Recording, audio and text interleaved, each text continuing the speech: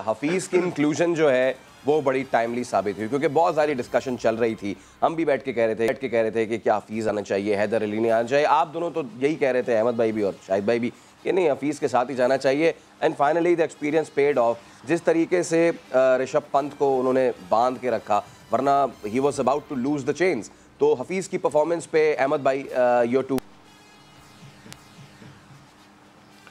देखिए, इतना easy pitch नहीं था और बड़ा इम्पोर्टेंट टॉस था जो पाकिस्तान जीता है। ये सब समझ लें।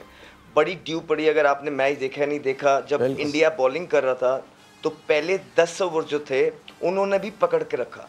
उसके बाद 11वें ओवर से या 10वें ओवर से गालिबन जब जडेजा को आखिरी बॉल पे बाबर ने छिक्का मारा, उसके बाद जो चक्रवर्ती आए उसको पहली ही बॉल पे चौका लगा, तो वहाँ से जो है ना ड्यू फैक्टर अपना काम, विकेट थोड़ा सा स्लाइटली ड्रिंक्स के बाद जो है ना बेटर होता गया, बॉल अच्छा आ रहा।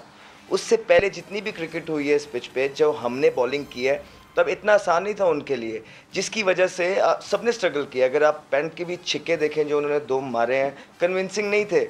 ब्रूटल फोर्स थी, पावर था, उन्होंने पोजीशन होल्ड की और शॉट के साथ थ्रू चले गए, जिसकी वजह से उनको जो है ना पावर थोड़ी सी जो मिल गई। हैवी बैट्स होते हैं, अदरवाइज इतने कन्विंसिंग शॉट्स नहीं थे। इट शोज के आसान नहीं था। और उसके बाद जब हम लोग बैटिंग कर रहे थे, पहले 10 ओवर सेंसिबल क्रिकेट खेली, दोनों ने मेक श्योर किया। उनको भी वहाँ पता था कि विकटें नहीं गिरानी है, इनके इंडिया के पास इस टोटल पे एक ही चांस होगा विकटें।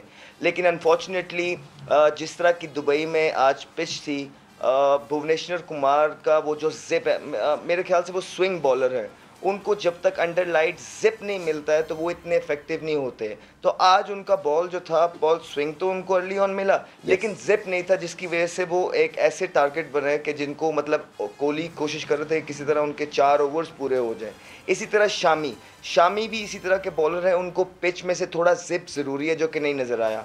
विकेट टेकिंग बॉलर उनके पास एक थे आज, वो थे जो बुमराह हैं उनके, और वो बुमराह को पूरे जो गेम में यूटिलाइज करते हैं। वो आके एक बीच में पावर प्ले में ओवर करते हैं, फिर उनके ओवर वो एक 12वां-13वां ओवर निकालते हैं, फिर उनके डेप्थ में भी 2 ओवर्स रखने होते हैं। तो अगर इंडिया की आप ओवरऑल फास्ट बॉलिंग देखें, मेरे ख्याल से India have to work really hard, कि अपने आप को इस वर्ल्ड कप में अगर आगे वो पहुंचना चाहते हैं, तो एक फास्ट बॉलिंग है जिससे उनको शायद थोड़े से हो जाएं। और दूसरी एंड पे बहुत सेंसिबल, जब शुरू में खेले बाबर ने जब जडेजा को छिक्का मारा, उसके बाद सिंगल हुआ और अगले ही पहली बॉल पे चौका, convincingly Rizwan was outstanding. I think he was under the pump. काफ़ी ज़्यादा डिस्कशंस थी इतनी ज़्यादा परफॉर्मेंसेस के बाद भी कि whether Rizwan has to open और नॉट। मुझे तो ये समझ नहीं आता है कि अगर इंसान परफॉर्मेंसेस करके भी अंडर द रडार ही रहेगा तो फिर क्या होगा। और उसने आज फिर प्रूव किया that how rock solid he is up the front.